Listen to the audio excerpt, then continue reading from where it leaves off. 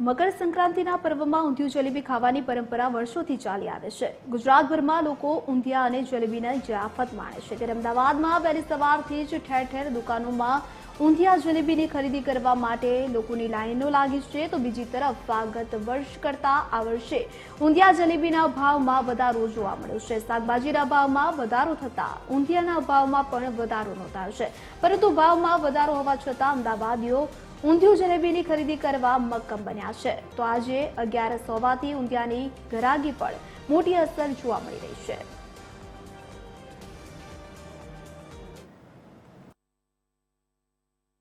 મકર સંક્રાંતિ હોય અને અમદાવાદીઓ ઊંધિયું જલેબી ન ખાય તેવું બને નહીં। જોઈ શકાય છે કે અમદાવાદીઓ ઊંધિયું અને જલેબી લેવા માટે વહેલી સવારથી જ કતારમાં ઊભા રહી ગયા છે।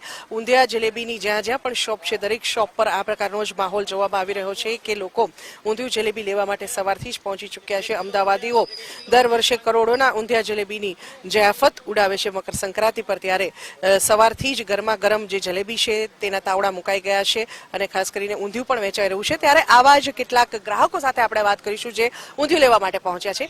આપ આજે અહીંયા આવ્યા છો, શું કહેશો? હું ઉત્તરાયણ નિમિત્તે ઊંધિયું લેવા માટે આવી છું। મને ડર હતો કે 10 વાગી જશે અને ઊંધિયું ફિનિશ થઈ જશે, એટલે સ્પેશિયલી ઊંધિયું માટે હું વહેલા ઉઠીને ઊંધિયું લેવા આવી છું। આજે મકર સંક્રાંતિ છે, ચોક્કસપણે પણ ઠંડી પણ છે, ભાવ વધારો પણ છે, શું કહેશો? ભાવ વધારો તો છે, પણ ઊંધિયા વગર તો ચાલે એવું જ નથી। બધે અલગ અલગ ભાવ છે, પણ હવે જે આપણને સેટ થાય એ પ્રમાણે આપણે લેવાનું એમ। વધુ કેટલાક લોકો પણ અહીંયા અમદાવાદીઓ સાથે વાત કરીશું જે ઊંધિયું લેવા પહોંચ્યા છે। તમે એકદમ આમ ઠંડીમાં ઠૂઠવાઈને અહીંયા પહોંચ્યા છો એવું લાગે છે, શું કહેશો? જી જી, બસ સવારે ઉઠ્યો અને ઘરવાળાની ડિમાન્ડ હતી કે ભાઈ ફાફડા ખાવા છે ઉત્તરાયણ નિમિત્તે, તો આવી ગયા લેવા માટે। અને ઉત્તરાયણ નિમિત્તે પતંગ ચગાવવાનો શોખ તો હવે નથી રહ્યો, પણ ફાફડા જલેબી ખાવાનો શોખ તો આપણે રહ્યો છે, તથા ઊંધિયું પણ ખૂબ મજા આવે ખાવાની ઉત્તરાયણમાં।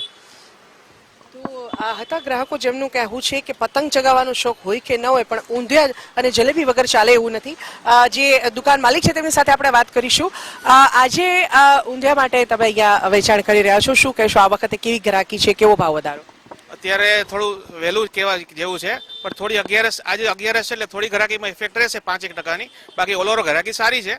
અત્યારથી લાઈન લાગી ગઈ છે, ધીમે ધીમે બપોર પડતા લાઈન વધશે અને રિસ્પોન્સ ગ્રાહકનો ઘણો સારો છે, પણ થોડીક મોંઘવારી અને થોડુંક આ છે એના લીધે થોડી અસર પડવાની છે, કેમ કે આ વખતે રો મટીરિયલના ભાવ બહુ વધી ગયા છે, એના લીધે થોડી તકલીફ રહેવાની છે।